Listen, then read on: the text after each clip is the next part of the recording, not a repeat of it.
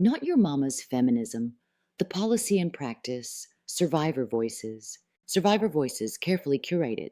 Survivors are everywhere in anti-trafficking rhetoric. They are quoted in reports, paraded at conferences, featured in congressional testimony, glossy publications, and donor-facing videos, and routinely invoked to end debate. Survivors say has become a moral trump card used to justify policy, sanctify enforcement, and shut down dissent. But not all survivor voices are welcome. What passes for survivor-centered is often survivorship under strict conditions, filtered through institutional comfort, political safety, and funder expectations. The survivors who get the mic. Only certain survivor stories are elevated. Those that align with criminalization are framed as representative, while those that validate arrest-based interventions are treated as proof that the system works. Pain is selectively amplified when it reinforces a preferred conclusion. These survivors are not lying, but their stories are being used. Their trauma is positioned as evidence rather than testimony, and their lived experience is flattened into a policy endorsement they may not fully control. Once elevated, these narratives become shields. Questioning the policy becomes questioning the survivor, and debate ends before it begins. The survivors who get silenced. Survivors who question policing, criticize raids, or name harm caused by enforcement are quietly sidelined. They are told they are not ready, too political, or confused by trauma. Sex workers, many of whom are survivors precisely because of their work, are dismissed outright as too complicated, too threatening, or too disruptive to the narrative. Survivorship becomes conditional. You can speak, but only if you say the right thing, the right kind of survivor. Modern feminist and anti-trafficking spaces have developed an unspoken litmus test for survivorship. The right survivor story follows a familiar arc: coercion, rescue, gratitude, compliance, redemption through services, and alignment with law enforcement. These narratives are treated as credible, authoritative, and universally representative. Survivors who deviate from this script quickly learn the cost of honesty. Those who say arrest harmed them are told they are not ready. Those who oppose policing are accused of internalized trauma or false consciousness. Those who maintain agency, relationships, or economic strategy, especially sex workers, are deemed unreliable narrators of their own lives. Listening becomes conditional. Truth becomes negotiable. When feminism picks stories that conflate sex work and trafficking, this curation has consequences. When feminist spaces elevate survivor narratives that blur or erase the distinction between consensual sex work and sex trafficking, policy is built on a false premise that all sex work is exploitation and all exploitation looks the same. Stories are shaped to fit that conclusion.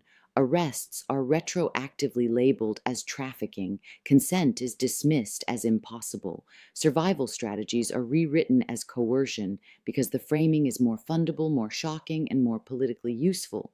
When these narratives collapse under scrutiny, and many do, corrections are quiet. Timelines do not add up.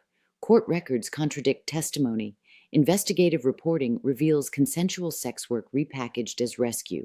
By then, the damage is done. The laws remain, the funding flows, police powers expand.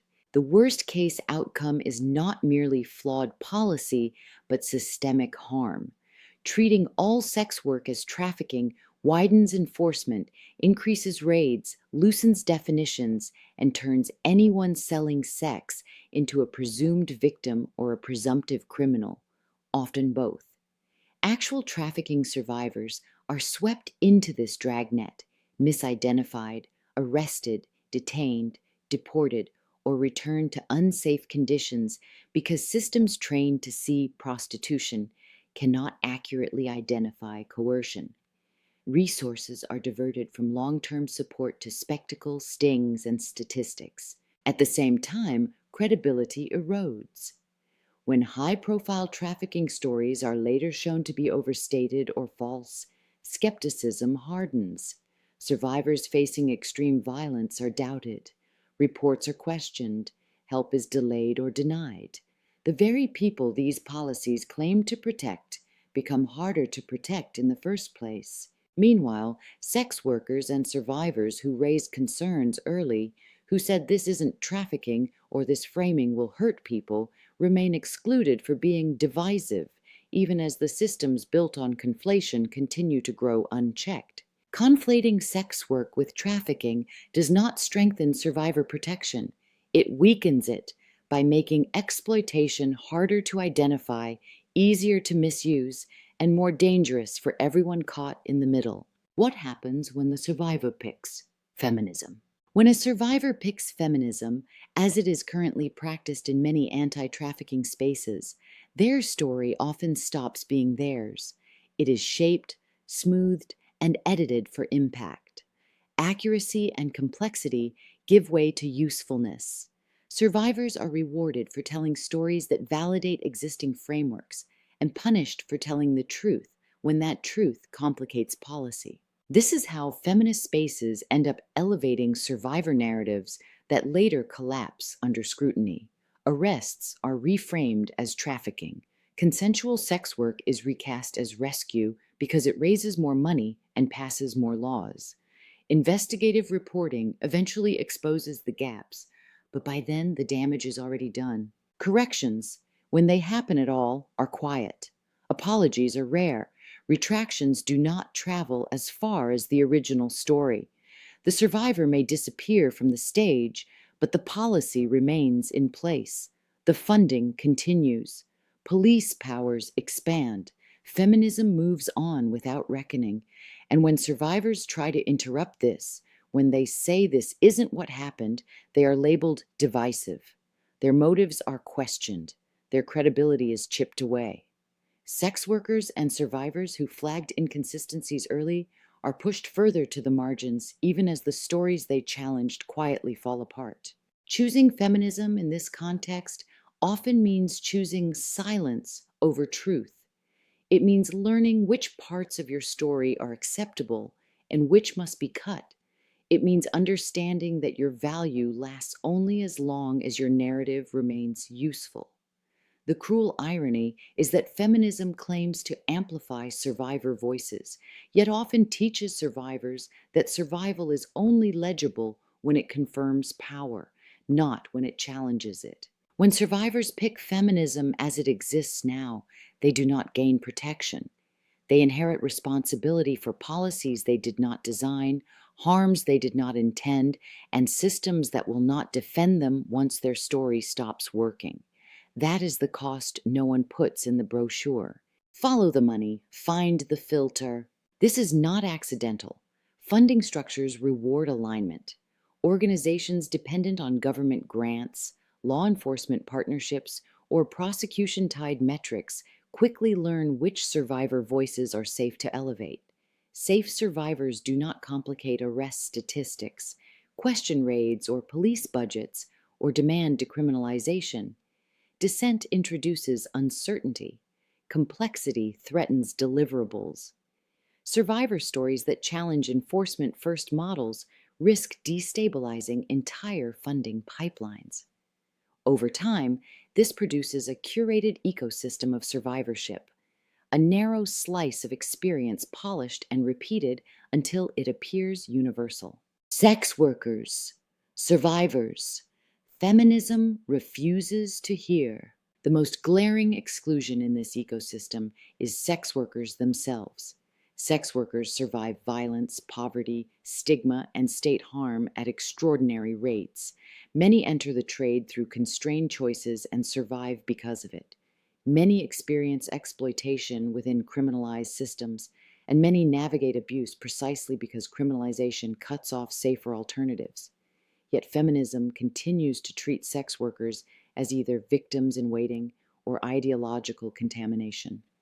A sex worker who refuses to disavow their labor destabilizes the rescue narrative, and that makes them dangerous. So they are erased, spoken over, or written out entirely. Manufactured consensus isn't survivor-centered. What the public hears is not the full spectrum of survivor experience. It is survivorship edited for institutional comfort, a narrow slice selected, polished, and repeated until it sounds like consensus. This allows feminism to claim moral authority without confronting the harm its policies cause. It allows organizations to say they are survivor-centered while ignoring survivors who challenge arrest, incarceration, and surveillance. That is not survivor-led. It is survivor-approved on carefully controlled terms. To the survivors who know, this is where the real reckoning lives. Some survivors know the harm. You have seen raids fail. You have watched arrests destroy lives. You know the data does not match the rhetoric. You know sex workers are telling the truth. And still, some lend their voices to systems that punish, cage, and control. Maybe because it feels safer. Maybe because dissent costs too much. Maybe because the platform is hard to walk away from. But lending your story to policies you know cause harm does not make those policies safer. It makes them harder to dismantle. This invitation to enlightenment has no expiration date, but the people actively being harmed are calling for your attention. Survivor leadership is not proximity to power. It is an act of accountability to the truth, even when it costs you something. Feminism does not need more curated stories. It needs courage, and it needs survivors willing to stop protecting systems that have already failed us. This is where we turn the page.